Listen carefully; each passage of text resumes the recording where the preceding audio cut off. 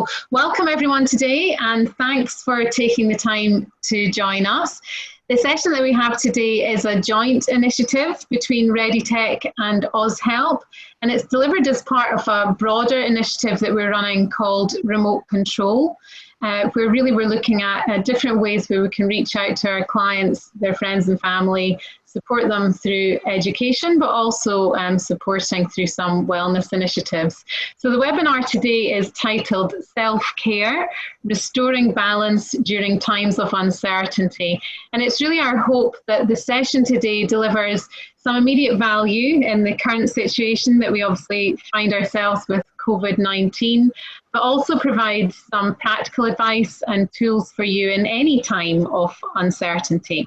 So before we begin the session today, we'd like to acknowledge the traditional owners of country throughout Australia and recognise their continuing connection to land, waters and culture. We pay our respects to their elders past, present and emerging. And we'd also like to acknowledge those with lived experience of mental health challenges. So a bit about OzHelp, who are facilitating the webinar today. OzHelp was established in 2001 and is a leading not-for-profit provider of mental health and well-being programs.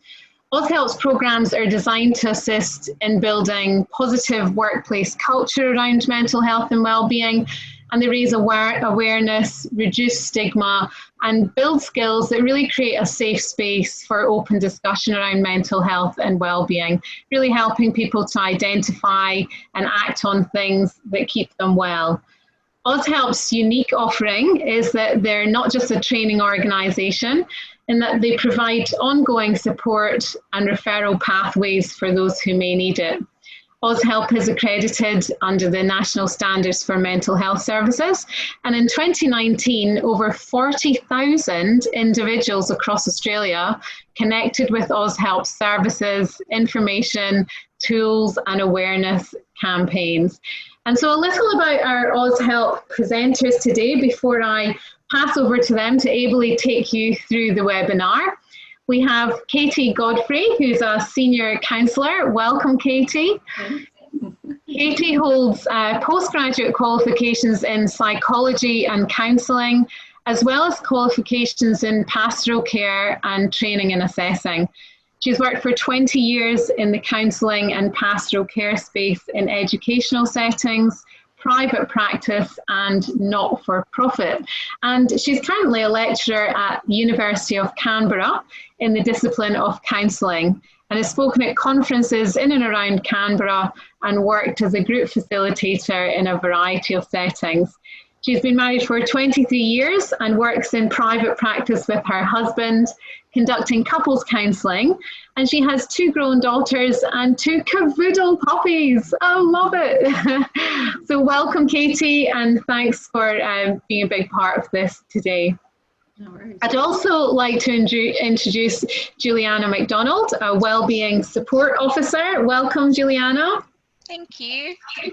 Juliana has been working in the community sector for over 20 years and has worked across a variety of settings, including suicide prevention and suicide postvention space. She's passionate about early intervention and mental health awareness, and has worked across the mental health spectrum from early onset to post-acute care. She holds a Bachelor of Social and Community Studies from the University of Canberra and is a registered suicide intervention trainer. Juliana lives at home with her fiance and her beautiful fur baby called Buddy, and she's mum to 2 teenage sons. Loves to travel and feels most at peace when surrounded by nature. So welcome, Juliana, and welcome, Katie. And without further ado, I'll hand over to your capable hands, Katie, and you can take us through the webinar. Thanks. Cool, thank you. Well, welcome everybody. Thank you for that lovely introduction. So Katie and Jules will be your presenters today. And we also have Jenny, who's got her screen and her microphone off, but she's behind the scenes taking your questions. So feel free to send them through to the via the Q&A function. Yeah, and thanks ReadyTech. Awesome to have this opportunity to work with you guys. Really, really good. Jules, over to you. Let's look at the outline for today. Fantastic. Thanks, Katie. So we're going to spend about an hour together today. What we would love you to do is get a blank piece of paper and a pen handy. And if you could use the question and answer function for questions, that would be brilliant. We're going to have some questions at the end, and there will be a recording of this session. And okay, let's get started. Cool, let's do it. So you've heard a little bit about OzHelp. Our focus is on physical and mental health and wellbeing, as you've heard. And as you can see on the slide here, at OzHelp, we believe that human beings are absolutely amazing.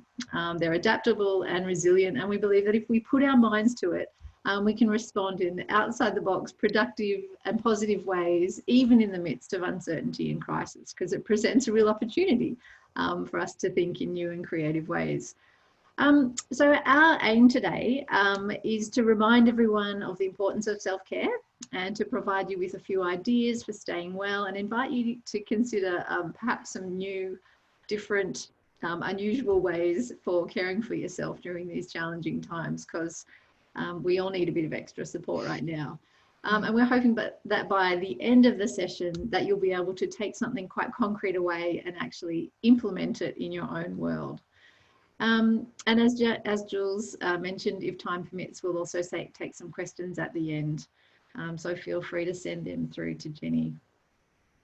All right, to begin with, we're going to just jump in and talk a little bit about well-being. Now, well-being isn't something that we just have or don't have. It's actually more of a process of sort of weighing up resources and challenges. And it relates very much to our ability to respond to the circumstances that we find ourselves in, and kind of work out an approximate balance between all the challenges and the demands that we're facing and the resources that we have at our disposal.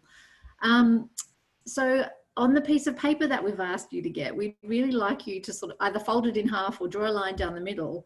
And on the right-hand side, we want you to write the heading demands or challenges, and start to jot down some of the new and unusual challenges that you're facing right now due to the COVID crisis. There's certainly a few that we're facing in my household. So my older daughter just got married, and there's now 5 of us in our family home working and studying from home. So some of the challenges we're facing are around internet usage, because there's always someone on Netflix and someone on a webinar and someone, you know, doing classes or whatever. We're finding challenges in and around just finding private space. So I'm a counsellor, so to have counselling sessions online is very tricky if you don't have privacy. And then there's just some general crankiness. So we're a household of introverts, and if we don't have our own time and space to sort of recharge and recoup, then we're not necessarily all that fun to get along with. So they're the kinds of challenges I would have on my list, and I'd encourage you to jot a few of your own down. Now, looking at this seesaw, it's probably fair to say that the challenges and demands have increased for some of us quite a lot.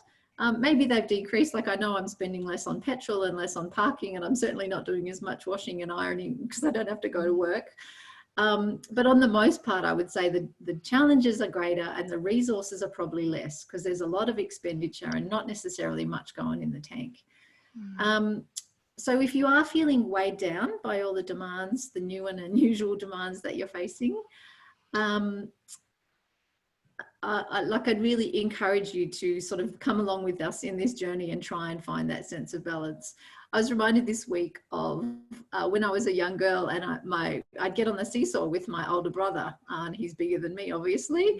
And he would sort of scooch along on the seesaw, and I'd be hanging up in the air, completely powerless and not able to fix anything. And I knew that at any moment he was going to jump off and there was going to be this bone jarring thud. And I would feel completely powerless to do anything about that. And I think a lot of us are feeling a little bit like that at the moment. You know, maybe a bit powerless to change our circumstances, freaked out, overwhelmed, anxious, all those things, and maybe even a bit angry at the people around us, snappy, like we are in my household sometimes. And I think this is all quite understandable and even quite usual. But but it's sort of an indicator that we need to be working even harder to restore that balance so we don't find ourselves in that bone jarring thud kind of thing that I described with my brother. So this is the main thing I'm focusing on today. It's about restoring that balance between resources and demands. So back to your piece of paper. On the other side, I want you to write a heading which says resources or self-care ideas, so that we have a balance of the two things. And I want you to remember that you're going to hear lots of good ideas, but the emphasis at the end of this will be on the doing. So we can think things are a good idea. And I remember going to a showroom when my husband was shopping for a motorbike, and we saw this beautiful black and chrome Honda Fury. It had custom pipes, and we looked at it and we thought, that's got to be a good bike. We thought to ourselves, probably sounds really good. We thought to ourselves, I bet it's a smooth ride. But we didn't know any of that for sure until he started it up. We heard the sound and he took it out for a spin. And it absolutely did sound amazing and was a good ride. And now it lives in our garage. So we actually have to do something rather than just think something is a good idea. All right, sorry, I'll get off my high horse now. All right, so in order for us to know what to do, we kind of need to situate ourselves and work out what the state of our well-being is. So stopping and noticing and going, how is my well-being? Am I okay?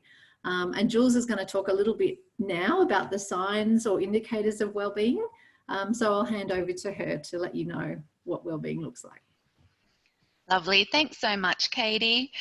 So we're just going to have a little look here. You'll see on your slides there, the World Health Organization's definition of behaviours and feelings associated with a healthy sense of well-being are feeling cheerful and in good spirits, feeling calm and relaxed, feeling active and vigorous, waking up feeling fresh and rested, and having a daily life filled with interesting things. So if our sense of well-being is not so great, we might notice that we are short-tempered, might be a bit tense, low energy, tired, perhaps struggling to be interested in our daily life. So yeah, if there are any of those you're looking going, oh, I'm a little bit low in that, well, hang around, because we've got some ideas and some tips up our sleeve that hopefully will be helpful for you. Good. So self-care is only one means we have for restoring balance, but it's a good one. And I guess what we know about that is that if we don't take time to engage in self-care and resource ourselves, it can result in burnout, fatigue, stress, and it can really impact our immune systems. And a lack of self-care can also really negatively impact our productivity at work and our important relationships. But then on the flip side, if we do make time for self-care and increase our resources, what we see is that we're better able to face the challenges of life, and it has a positive flow into our work and into our relationships, which for most of us are the biggest aspect of our lives. Now, if you're someone who hates the word self-care, and I kind of do because it's a buzzword and we hear it all the time, please don't hate the concept. So some people like to think in terms of self-preservation. You know, I'm just getting through. I'm making sure that I'm okay, or I'm filling the tank. And it's really important to remember that self-care isn't selfish, because if you have something in the tank, you actually also have something to give to your loved ones, and that's an important part of life as well. So the definition of self-care, it's the practice of taking action. So there it is, that action orientation to preserve or improve one's own health and well-being. Or this one we've got on the slide, the practice of taking an active role in protecting one's well-being and happiness, in particular during periods of high stress. And it's definitely a period of high stress right now. So a few things to note: self-care is absolutely not one size fits all. And it's really important that we focus on bang for buck. So the things that work for us, they're the things that we do. And as an introvert, I don't love massive Zoom meetings. I'd much rather a one-on-one Zoom call with a loved one or with a colleague that I'm close to. And I also need time for solitude. Extroverts, I imagine, would absolutely hate that. They love the party atmosphere and hanging out with other people. So you do what works for you. Also, we like to use the oxygen mask metaphor at OzHelp. You know, we don't want you to run out of puff or run out of breath right when other people need you. So fill your own tank first and then look after others. There's an emphasis on prevention and lifestyle. So it's just something we do, something we incorporate in our everyday living and breathing. And if you haven't done that, I would absolutely say to you, you can start anytime, but it won't just happen by fluke. You actually need to schedule it in and make it a priority in your own world. Okay, so when it comes to self-care, there's 5 main aspects that we focus on, and we've got them up on your screen. And as you're hearing me describe them and Jules give you some practical tips, I want you to be writing down the ones on your page that you're already doing, the ones that you've done in the past that have helped you, and start to think a bit outside the box and go, I never thought of that, maybe I'll try it. And actually add them to your list so that when you walk away today, you've got something on your piece of paper and all you need to do is look back at it, point at something and then make it happen. So our physical selves are really important to look after our eating, sleeping, exercise, nutrition, and often this is a focus when we talk about self-care. Our psychological and emotional well-being is also really important, particularly right now, because we can feel quite distressed and isolated. So noticing and attending to your self-talk, paying attention to your feelings and moods, validating what you're going through, and really just being aware of your relationship with yourself. Like, do I like me right now? What do I need right now? Attending to your inner world is really important. Then we have spiritual well-being. So that's sort of nurturing that deep sense of connection with something that is beyond ourselves, whether it's getting out in nature, whether religion works for you, perhaps a cause that you're passionate about. It's just about connecting with something that's bigger than you, that gives you a sense of purpose and meaning. So professional well-being, making sure that there's a sense of accomplishment in your work or fulfillment, but also things like ongoing learning, growth. We need to have a challenge. There needs to be an opportunity for career progression. So, you know, making sure that we're looking into those things, maybe not right now, but certainly it's the appropriate time, but also setting boundaries and limits around your work. And then the last one is relational and social. And this is a big one right now because we're told to socially isolate. I say isolate spatially, but don't isolate socially. We need to be connected because the social well-being is all about a sense of connection, meaning in relationships, knowing and being known and feeling supported. And in particular, like we're not a burden to other people, because none of us wants to feel like, you know, we're the millstone around someone's neck. So it's about contributing to the needs of others as well. So Jules, I'm wondering if you've got some practical ideas. You're kind of the guru at OzHelp about where to point people in this direction.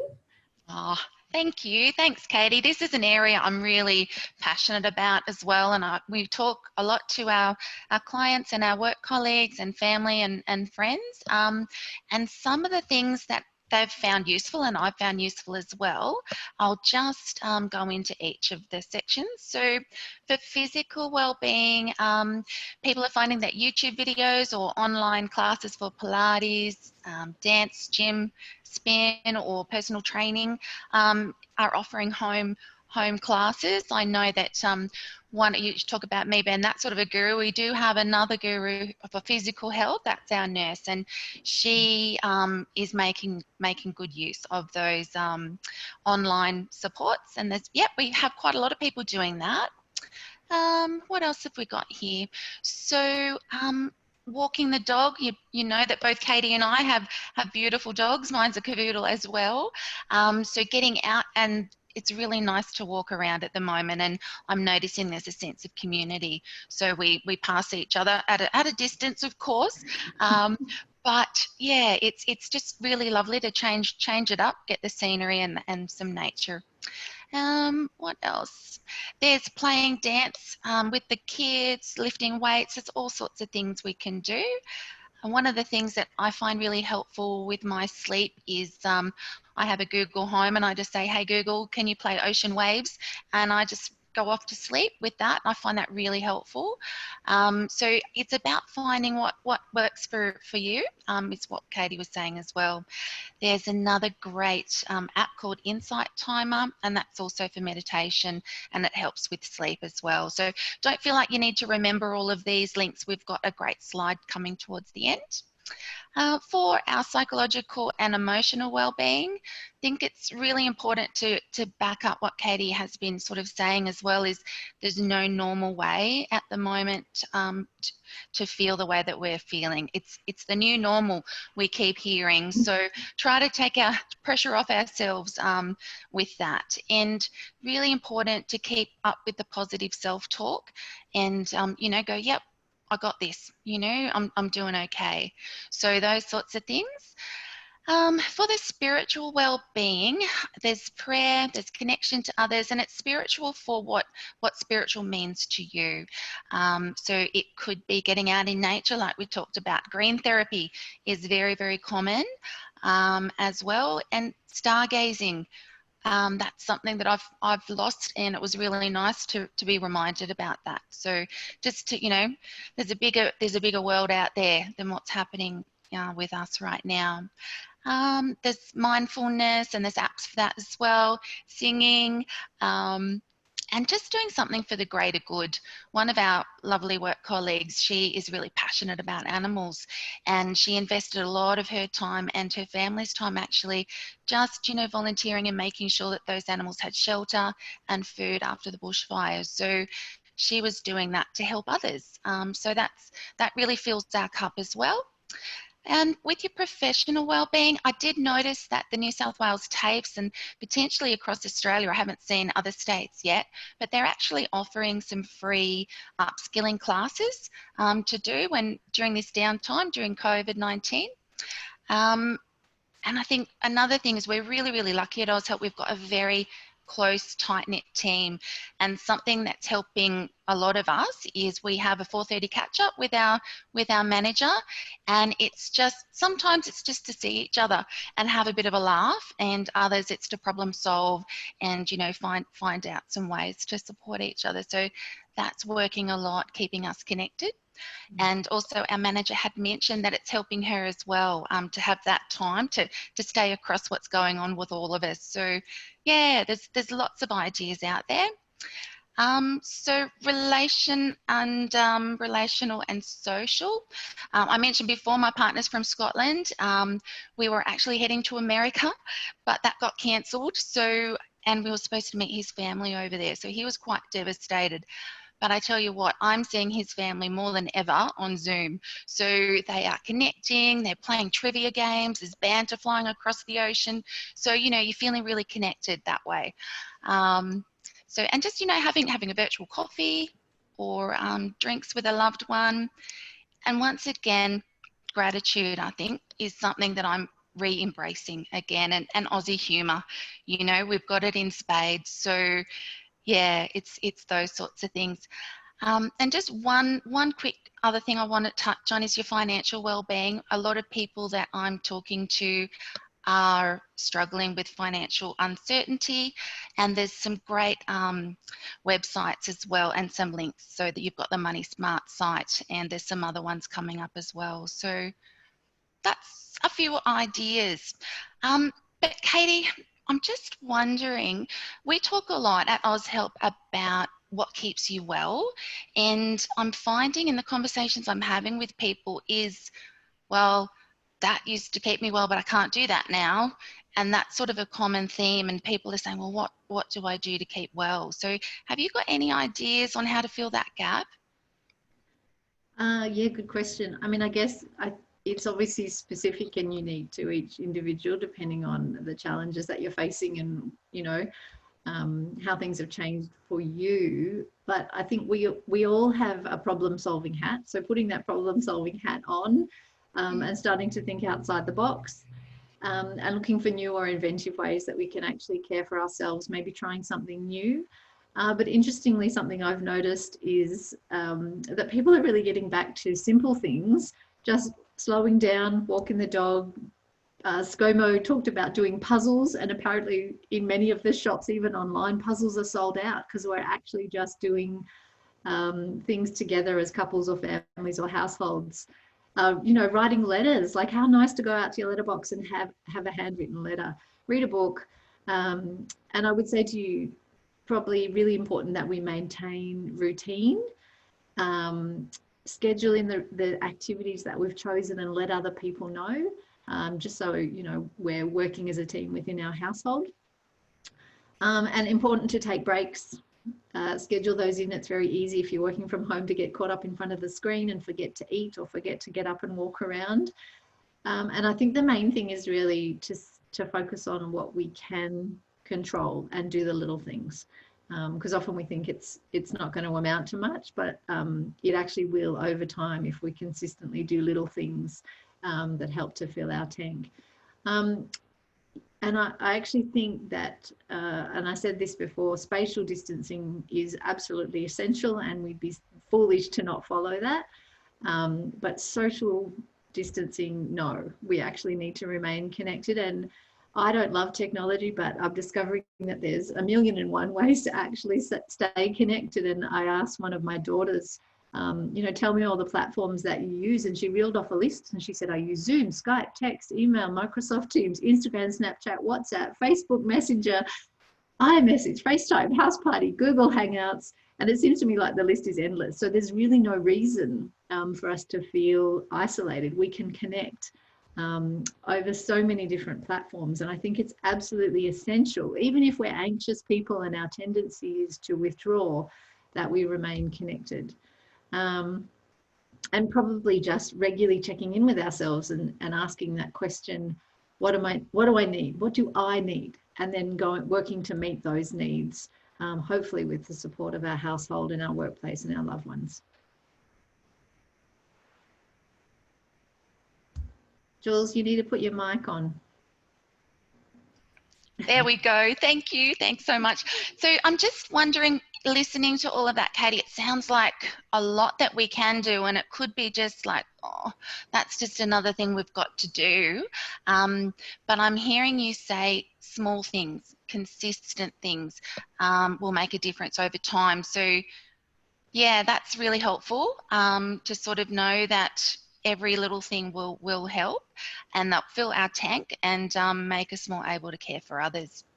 Yeah, so lots of ideas, and really important to remember that there's some self-care ideas that may not be so helpful, and people may turn to some of those other self-medicating things that overuse of alcohol, potentially withdrawing too much as well, and becoming isolated. So yeah, try to think of healthy, positive ways. Actually, I was talking to Katie the other day, wasn't I? And I had mentioned that Dan Murphy's is actually encouraging responsible drinking, and they're a business, like that's their bread and butter basically. But they're saying, really watch out for overdoing it with the drinking. So and I think there's like 70% of people have increased their alcohol intake during this time, and I think there was about 30% of, is that right, Katie? 30% of family members worried about another family member when it comes to alcohol intake. So these sorts of things creep in. So just be aware of those things, and if it's becoming an issue, just reach out to someone. There's some great tips out there, and there's a lot of help as well. So yeah, good. Yeah. I think the those things are good in moderation. It's the don't stop it, swap it moderation message that we received via media last year about our eating and drinking. So yeah, still do it, but in moderation. Got to look after yourself. All right, so we're well aware that sometimes doing self-care isn't enough, or you're doing it and it's still not quite meeting the needs. So we want you to think about the other side of the seesaw, which is our demands and challenges.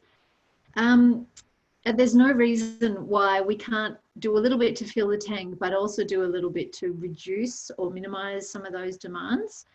And so earlier this year, I found myself working 3 jobs, and I absolutely needed the support of my family to help reduce some of those demands. I'm not great at asking for help, but I really had no time for groceries. I wasn't doing any housework. I wasn't cooking. I wasn't socializing. So I had that conversation with my family, and my teenage daughter learned how to order the groceries online. My husband took over the cooking. My other daughter was walking the dogs and doing some housework and that kind of stuff. Actually, most of the housework just waits now because, you know, who's coming over to see it? But it's important that we know how to have those conversations, particularly if we find it a little bit hard to ask for help. So I just wanted to offer a bit of a formula in terms of asking for help if we need to reduce those demands and challenges. So if you've got your pen and paper, this is a good time to be jotting something down. So usually it's good to start with what you've noticed. So a statement about what's happening for me or what I've noticed is, so in terms of my example with the 3 jobs, I might say, you know, what's happening for me is that I'm so busy and so stretched that I don't have time to do the things that I would ordinarily do. How I'm feeling is just anxious and overwhelmed and behind the 8 ball. Then I might say, so what I need from you, my family, is for you to take up some of the slack right now. And then an invitation to support me. So I'm wondering how each of you could work with me on this. So I'll go through that again. So a statement about what I'm noticing or what's happening for me, how I'm feeling, then what I need, and I'm wondering if you guys could, how you guys could support me in this. So often there's, that's a good formula because it's not accusing anyone of not helping. You know, it's like, you know, you're such a slacker, you don't do the work. It's actually just saying, this is how I'm going and this is what I need, which is always much more productive. So yeah, I'd encourage you, if you need to reduce some of those demands, talk to your boss, talk to your spouse, talk to your workmate, housemates, whoever it is, and actually see if you can lighten that load in order to restore balance. And I guess, so something else that I've really noticed is Scott Morrison and the government are telling us all about this new normal that we're facing, and they're starting to warn us that there will be another new normal when we go back after the restrictions have lifted, which is all very well, but I've been thinking in terms of my own new normal. Like, I don't want new normal just to happen to me and to change at any given moment. And I think there's actually a bit of an overlooked opportunity to choose our own new normal for us, for our family, for our household. And in times of crisis, often change is even more possible because there's already so much flux and change happening, and we can kind of hijack that and go, no, this is my new normal and this is how it's going to be. And we can actually choose to make this coronavirus year 1 of, you know, overcoming challenges and uplifting and funny stories and reinventing myself and doing family in a new way. You know, learning to solve tricky problems, create positive memories, and pat ourselves on the back and go, you know what, I chose my new normal and it was good. And something that we've done in our household during tough times is to reinstate family dinners. So often, you know, with an older family, we don't sit down together. Someone's in one room in front of the Netflix and, you know, whatever else. But we do this thing called Glads and Sads, where while we're eating dinner, we go around the table and each one gets to say, well, I'm glad about this, but I'm sad about that. And the whole family listens to them and validates and says, that's totally understandable, times are tough.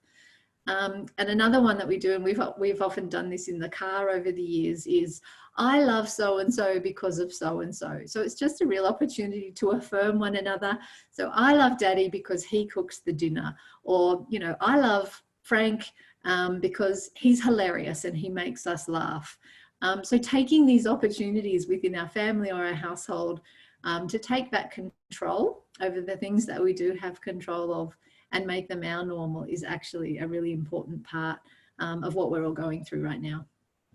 So I guess if we're going to be safe at home for a little while longer, and we are, why not factor in the self-care, make the most of it for us and for our household, and try to bring things back into balance.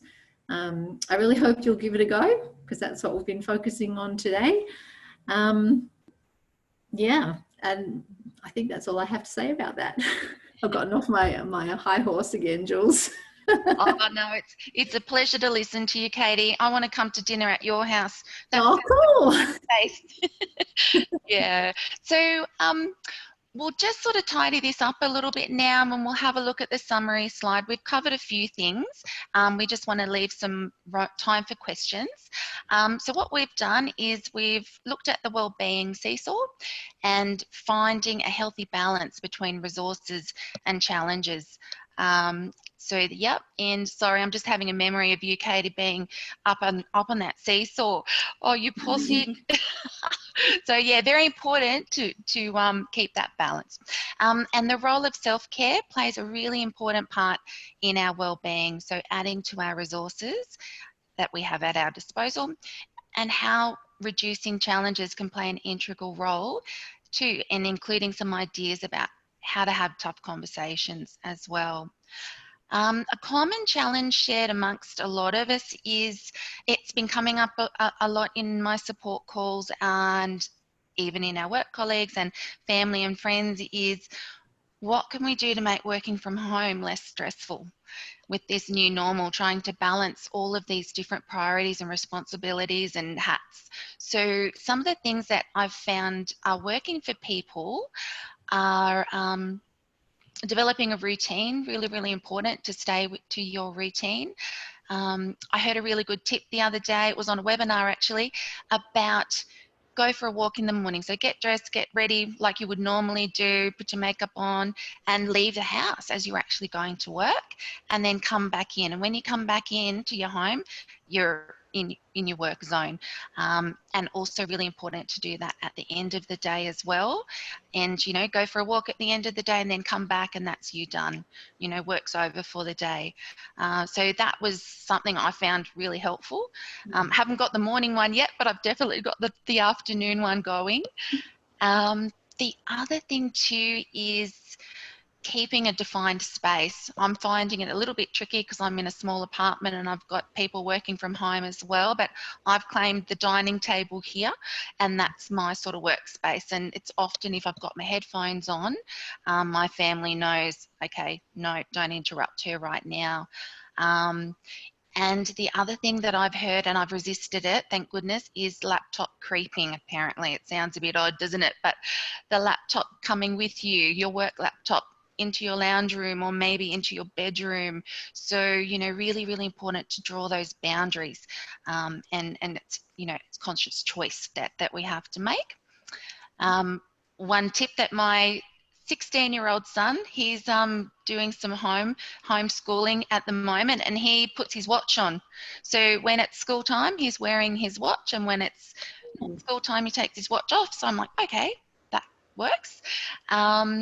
And there's another notion that I came across as well on the MindSpot site, and that link will be coming up in the slides, is about your risk radar. And that sort of really made sense to me, why myself or others might be heightened during this phase of being in an unsafe potentially situation with the COVID-19. And the notion of that is, when you go out to work or you leave the house, you put your risk radar on because you need to stay safe and do the social distancing and all of those things, be hypervigilant, stay aware. I understood that, but what's really resonated with me is turn it off. It's really important to turn that risk radar off because we can get burnt out. The adrenal gland can go firing away. So yeah, really important. So that's something that I found helpful, and that's in the MindSpot. I've got a tips sheet there.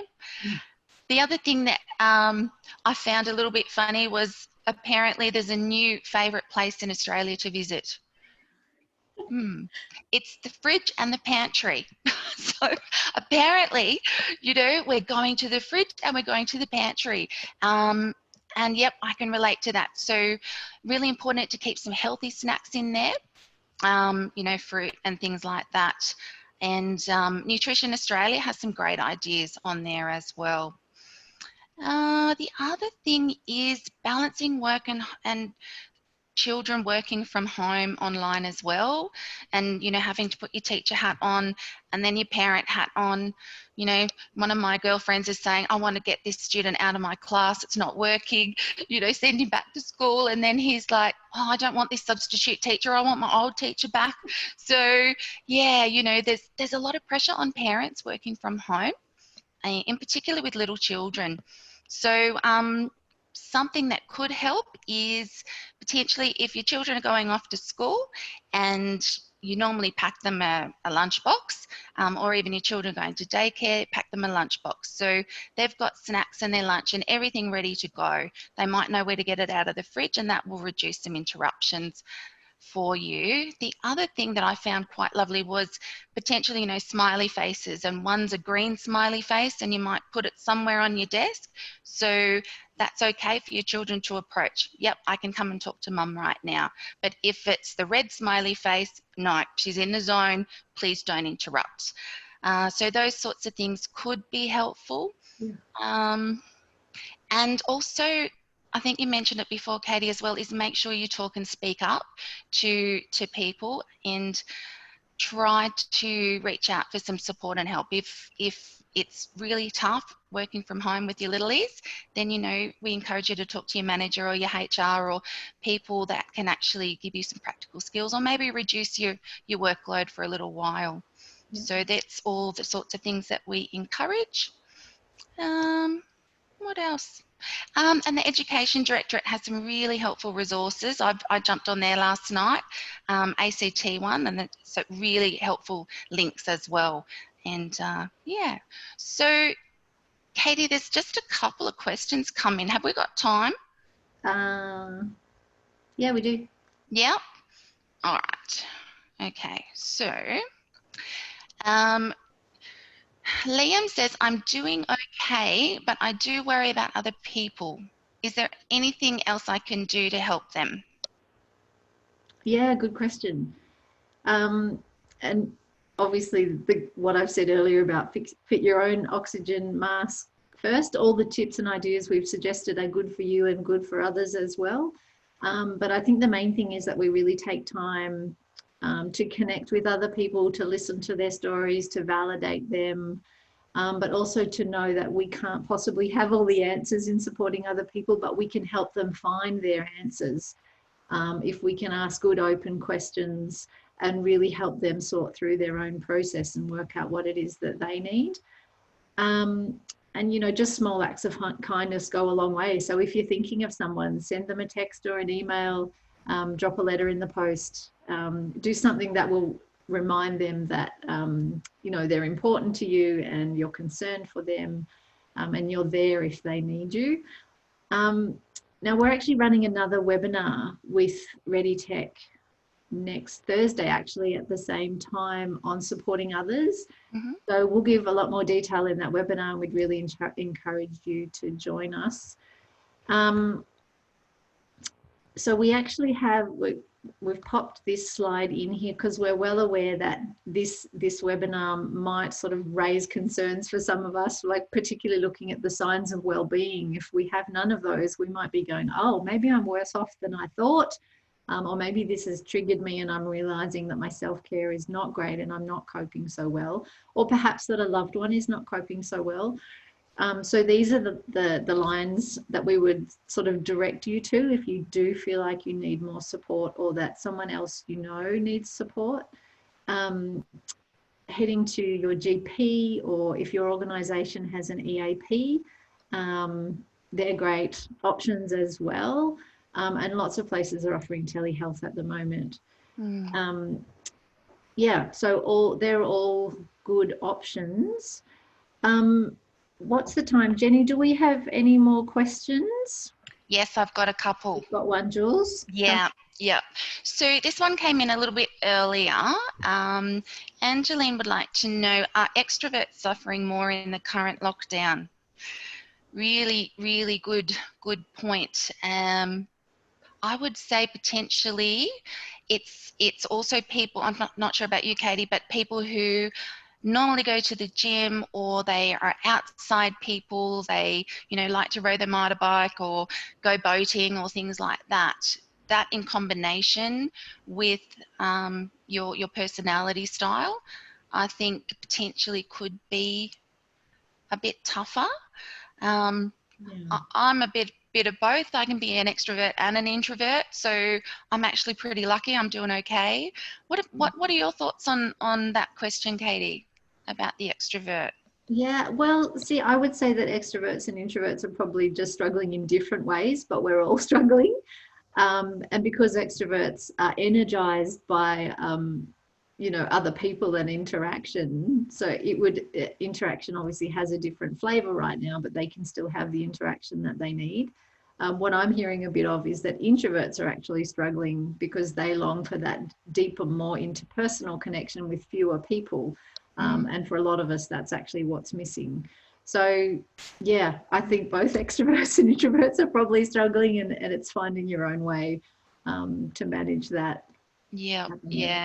Thanks, Katie.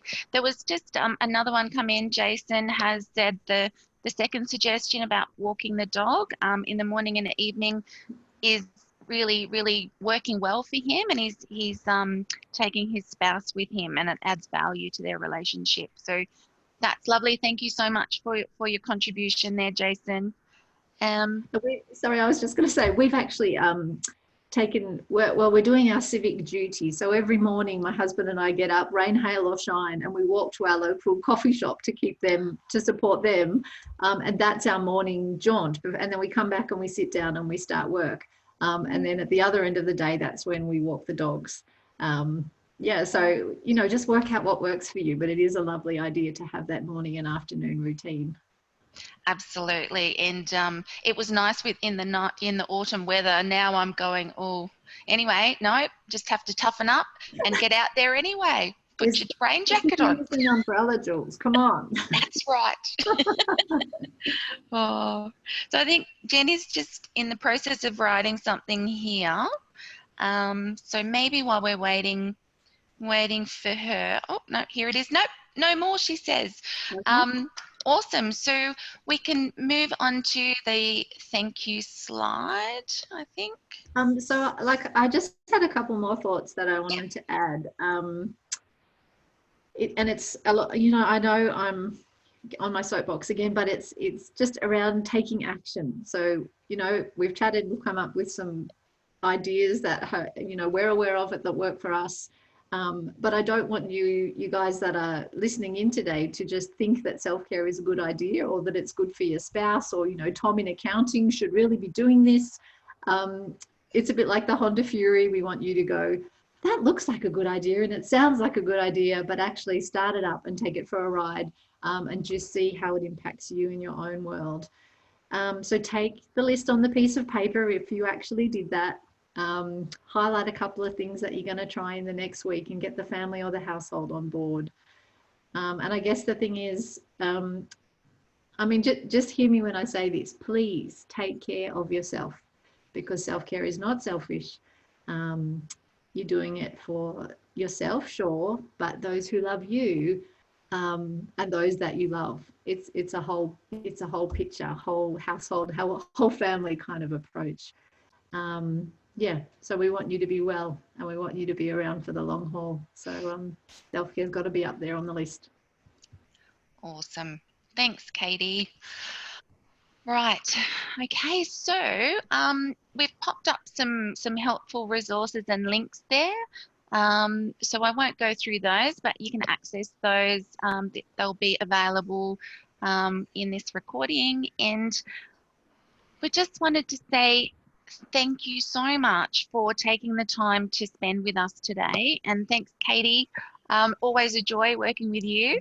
And also Jenny and Beck behind the scenes, thank you so much for helping us take care of the IT and all of those sorts of things, and fielding questions for us. It was awesome. And just really wanted to thank Alison, Tony and the team at ReadyTech for organising this webinar. And this will be recorded and available on ReadyTech's website. So please take care, everyone, and hopefully you'll join us again same time next week. And over to you, Alison.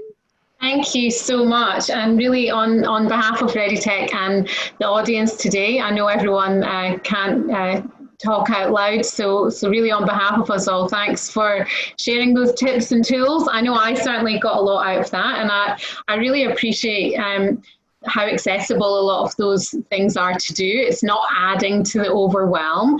And I think, Katie, what you're saying about that bias for action, that's a real value that we hold at ReadyTech, which is why we do these kind of things and proactively kind of reach out to our clients. And so that really resonates well. So, and as you just mentioned, both this is one of 2 webinars that we're running with you guys, with OzHelp.